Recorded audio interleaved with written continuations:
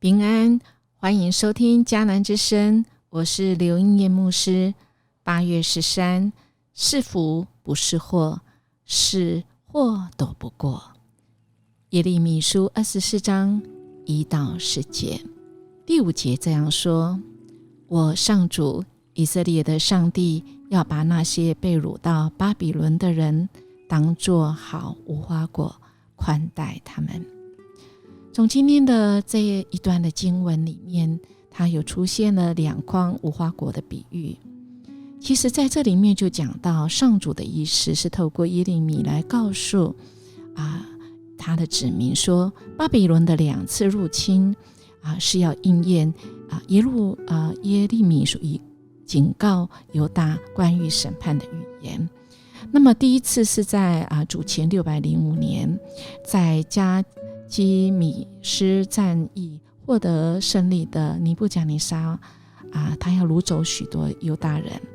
第二次是在主前597年，尼布甲尼撒为了惩罚施行反巴比伦政策的约雅斤王，他又掳走了犹大的优秀的精英王族。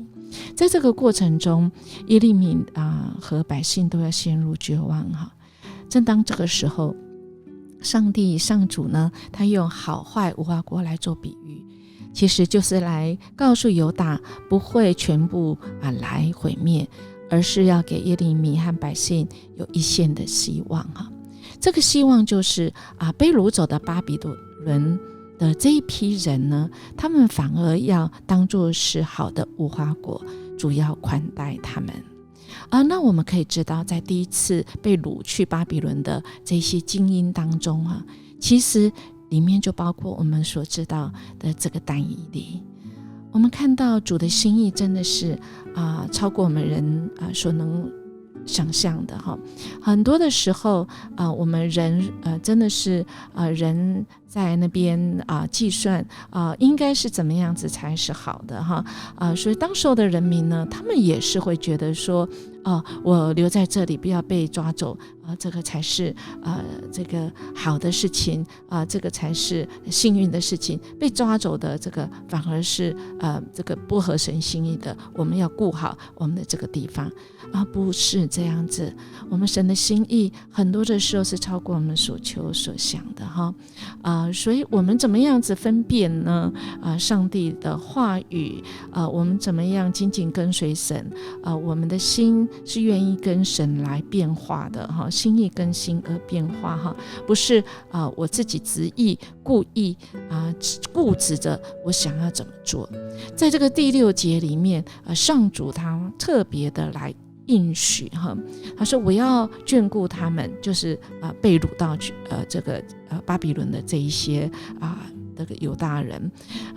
主要来眷顾他们，使他们得好处，领他们归回这地。他们被带走以后还要再归回而且我们上主说要建立他们，必不拆毁我要来栽植他们并不拔除更重要的是第7节我要赐他们认识我的心，知道我是耶和华，他们要做我的子民，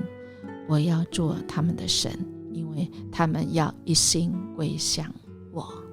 亲爱的弟兄姐妹，有很多的时候我们人生可能有很重大的决定，我们有时候想说我到底应该怎样子我到底要不要，最近比较多人在问说既然我疫苗打不到，我是不是要出国去打打到疫苗才是好的事情，我到底要不要去，或者是我留在台湾就是苦苦的等呢，还是怎么样呢？我想英言牧师没有办法说一个定准，因为我不是上主，但是如果我们愿意跟神很紧密的连接，我们的神是乐意来告诉我们应该怎么做，我们应该去还是我们应该留。我们的主乐意告诉我们只要愿意随时保持跟神有美好关系，透过每天的读经我们祷告，跟神有很深的去认识神，神要给我们这样的一颗心，可以能够抓到神的 tempo， 我们可以看到神的意象，要我们看见神要给我们看见的。我们一起来祷告。主，我们感谢你，